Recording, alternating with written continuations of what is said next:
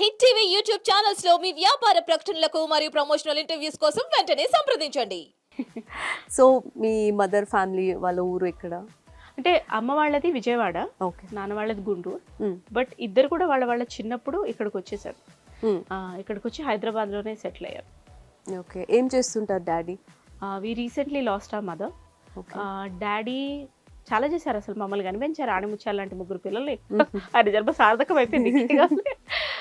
He was a great architect. ఆయన కట్టించినవి, ఆయన design చేసినవన్నీ ఉన్నాయి. ఇంకా హైదరాబాద్లో భాస్కరరావు ప్యాలెస్ అని, దాన్ని కేర్ బంజారా అంటారు.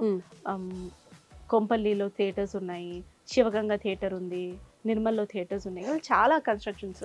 నవకేతన్ సికింద్రాబాద్లో పెద్ద బిల్డింగ్ ఉంటుంది మీకు క్లాక్ టవర్ దగ్గర, అది మా నాన్న డిజైన్ చేసింది. ఆయన ఆర్కిటెక్చర్ అనే ఒక కోర్స్ 86 మేబీ స్టార్ట్ అయింది, 84లో. Before that he was an architect, అంటే వెల్ నోన్. అంటే అది ఆ కోర్స్ స్టార్ట్ అవ్వక ముందే హీ వాజ్ ఇంటూ డిజైనింగ్ అనమాట. మీరు చిన్నప్పటి నుంచి చేస్తున్నారు కాబట్టి ఏమైనా ఫిలిం బ్యాక్గ్రౌండ్ నుంచి వచ్చారా? కాదు, బట్ ఇంట్రెస్ట్ మా పేరెంట్స్కి. మా మదర్ ఒకనొక దశలో హీరోయిన్ కూడా అవ్వాలనుకున్నారు. అంటే ఇంట్రెస్ట్, సావిత్రి గారు సినిమాలన్నా అండ్ ఆల్. అండ్ మా ఫాదర్ బిఫోర్ ఈ కార్పొరేట్లో, అంటే ఈ ప్రొఫెషన్ కన్నా ముందు వెటరన్ డైరెక్టర్ పి పుల్లయ్య గారి దగ్గర ఆయన ఆర్ట్ డైరెక్టర్గా 2-3 సినిమాలు చేశారు. వాళ్ళిద్దరూ వదిలేసి మేము మామూలుగా, ఇప్పుడు మా అన్నయ్య అక్క వాళ్ళకి నాకు ఒక జనరేషన్ ఉంది, ఏజ్ గ్యాప్. మా అక్కకి నాకు, అన్నయ్యకి నాకు చాలా పెద్దవాళ్ళు వాళ్ళు నాకన్నా. సో మళ్ళీ నేను ఇందులో వస్తానని ఎవరు అనుకోలేదు. ఐ థింక్ మా మదర్ డ్రీమ్ ఏమో. ఓకే. సో ఫీల్డ్లో టచ్ లైక్ డైరెక్టర్స్ కానీ ప్రొడ్యూసర్స్ కానీ ఎవరు తెలీదు? నాకు ఓన్లీ మదరు ఫాదరు. ఏ గాడ్ ఫాదర్ లేరు, ఏ గాడ్ మదర్ లేరు. ఓకే. మరి యాక్టింగ్ చిన్నప్పటి నుంచి అంత పర్ఫెక్ట్గా ఎలా చేస్తున్నారు? అంటే నేర్చుకున్నారా, లేదంటే అబ్జర్వేషనా, ఎట్లా? యాక్టింగ్ అనేది తెలియకుండానే నేను ఈ ఫీల్డ్లోకి వచ్చాను కదా. All I knew is this only. సరే, ఒకనొక దశలో నేను బయట కూడా చాలా సాఫ్ట్గా, అలాగే అమ్మోర్లో ఆ పాప మాట్లాడినట్టే మాట్లాడేదాన్ని. హలో బాగున్నారా, టీ తాగుతారు, మా అక్క బాగా ఇమిటేట్ చేస్తుంది. ఇప్పుడు నేను ఇప్పుడు ఓపెన్ అప్ అయ్యా. అదర్వైజ్ ఐ వాజ్ లైక్ ఆ క్లాసికల్ డాన్స్, యాక్టింగ్ పుణ్యం అని అలా డ్రామాటిక్ గానే ఉండేది నా హాయ్ కూడా. ఐ డోంట్ నో ఎందుకు వచ్చిందో, ఎలా వచ్చిందో తెలియదు. పర్ఫెక్ట్ అని మీరు అంటున్నారు, అవును, ఇంకా నేర్చుకోవాలని నేను అనుకుంటున్నాను. అది మీ గ్రేట్నెస్ అంతే. ఏదో మీ అభిమానం. సో నాకు తెలిసి మీరైతే ఫస్ట్ క్లాస్ స్టూడెంట్ అనుకుంటున్నాను నేను. సెంట్రల్ సిలబస్ నుంచి స్టేట్ సిలబస్కి మారా. సో 10th వరకు అంత కాన్ఫిడెన్స్ లేకుండే, to be honest. 10th first class వచ్చిన తర్వాత ఒక తెలియని కాన్ఫిడెన్స్ వచ్చింది. Okay, I can also make up. నాకు ఇంట్రెస్ట్ ఉండేది చదవాలని, కొంచెం బేసిక్, ఐ డోంట్ నో, ఎక్కడ ఒక గ్యాప్ ఉండేది.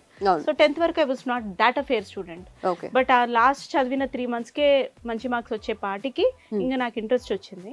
అంటే మా నాన్న కూడా ఇంటికి ఒక ఆర్కిటెక్ట్ అయినా ఉండాలని చెప్పి ఆయన నన్ను ఏదో చేద్దామని అనుకున్నారు, కానీ అది వర్కౌట్ అవ్వలేదు. నాకు మ్యాథ్స్ అంటే ఒకలాంటి భయం ఉండేది. సో ఇంటర్మీడియట్ నేను కామర్సే తీసుకున్నా. కామర్స్ చేస్తూ, అంటే సీరియల్స్ చేస్తున్నాయి. గ్రాడ్యుయేషన్ బీకామ్ కంప్లీట్ చేసి తర్వాత MBA చదువుకున్నా. సో కార్పొరేట్లో వర్క్ చేసే ఒక 1 year. బట్ ఎందుకు నేను I'm not a typical 9 to 5 చెప్పా కదా, ఐ డోంట్ లైక్ రొటీన్. నాకు 2 days రొటీన్గా ఉంటే 3rd day ఎందుకు ఈ లైఫ్ అనిపిస్తుంది. అంత ప్రతిరోజు అలా ఉండాలి అని అనుకునే పర్సన్. ఇప్పుడు ఏది ఇంకా విధి లేక. అంటే చిన్నప్పుడు అటు యాక్టింగ్ ఇటు చదువు ఎట్లా మేనేజ్ చేసేవారు? సో మదర్ బాగా, అంటే ఆవిడే ఉండి ఆవిడ అటు షూటింగ్స్కి తీసుకెళ్ళడం. నేను నిజంగానే చాలా ఆవిడ వల్ల చేశా. సంగీతం నేర్చుకున్నా, డాన్స్ నేర్చుకున్నా, ఇదిగో ఈ యాక్టింగ్లో ఉన్నాను. ఎగ్జామ్స్ ఉన్నప్పుడు కాస్త బ్రేక్ తీసుకొని చదువుకున్నాను. మధ్యలో ఆడుకునేదాన్ని, అండ్ యాంకరింగ్ చేసేదాన్ని, డబ్బింగ్ చెప్పేదాన్ని. హిందీ టు తెలుగు సీరియల్స్కి చాలా రాశాను, కార్టూన్స్కి డబ్బింగ్ చెప్పేదాన్ని. అంటే ఆవిడ నాతోటే ఉండేవారు, ఇంకా నాకు తిరిపియటము, నాతో ఉండటం, ఇంకా అంతే. ఇంకా అలా. కార్టూన్స్ కి డబ్బింగ్ అంటే ఎట్లా, ఏ క్యారెక్టర్స్ కి చెప్పారు, ఏ మూవీస్ కి చెప్పారు? ఈటీవీలో అప్పుడు కొన్ని వేరే లాంగ్వేజ్వి తెలుగులో వచ్చేవి. I'm sorry, I don't remember the name. But నేను దానికి డే టు డే బేసిస్లో చెప్పేదాన్ని కార్టూన్లో.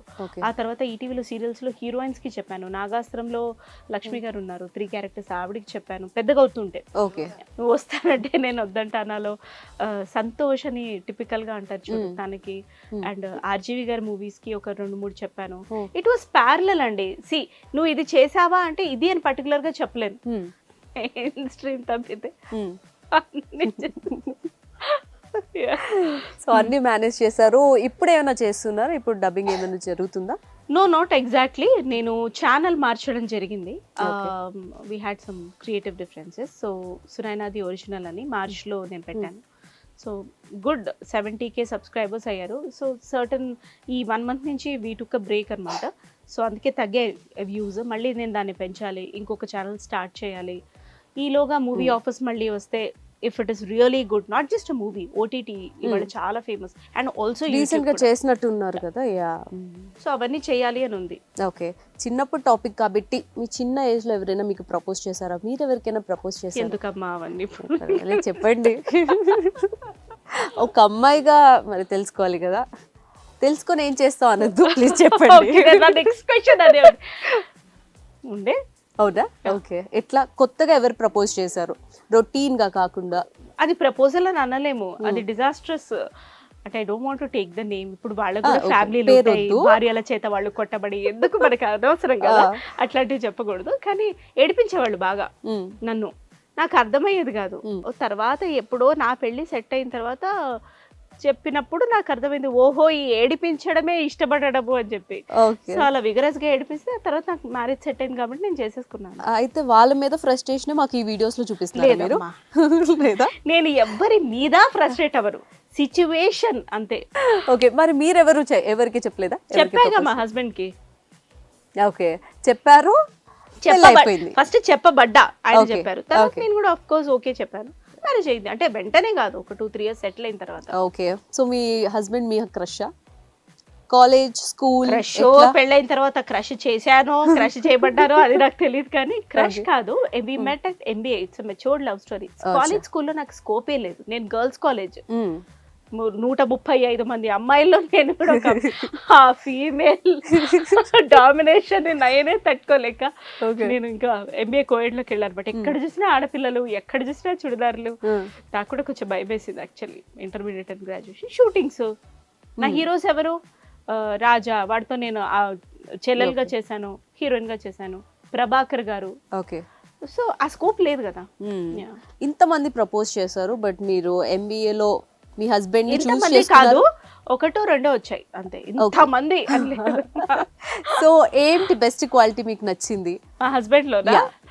ఓ, ఆయన సోను అని పిలిచినట్టు నన్ను ప్రపంచంలో ఎవరు పిలవలేరు. సోను అని పిలుస్తారా? అంటే ఇంట్లో అందరూ పిలుస్తారు, బట్ ఆయన మాత్రం చాలా పెక్యులర్ గా పిలుస్తారు అన్నమాట. ఓకే. ఇప్పుడు కొన్ని మీరు మీ హస్బెండ్ మీద చేస్తున్నట్టు ఉంటాయి ఫ్రస్ట్రేషన్, అవన్నీ నిజమేనా జస్ట్ ఫర్ యాక్ట్? నిజమే చేస్తే ఇంకా ఎందుకు నేను కంటిన్యూ చేస్తానమ్మా. రోజువారీ జరిగేది నేను డైరెక్ట్ తీసుకొచ్చి ఎపిసోడ్ పెట్టేసి అమ్మయ్య వ్యూస్ వచ్చాయని నేను అలా కాదు. I meet people. ఓకే. మరి ఇప్పుడు మీరు హస్బెండ్ మీద చేస్తే మీ హస్బెండ్ ఫీల్ అయ్యి అట్లా ఏమి నవ్వుకుంటాము అంతే. అవుతారా? నవ్వుతాము అంతే. నవ్వుతాడు తను. ఏదైనా 1-2 పాయింట్ దొంగదానా అంతే, క్యూట్ గా అట్లా అలిగి అంతే, normal, very normal. Okay. Hit TV app ని డౌన్లోడ్ చేసుకోండి. ఇందులో short news, live news, entertainment movies అన్ని అవైలబుల్ గా ఉన్నాయి. Please download Hit TV app. Hit TV app. Hit TV యాప్ని ఫ్రీగా డౌన్లోడ్ చేసుకోండి.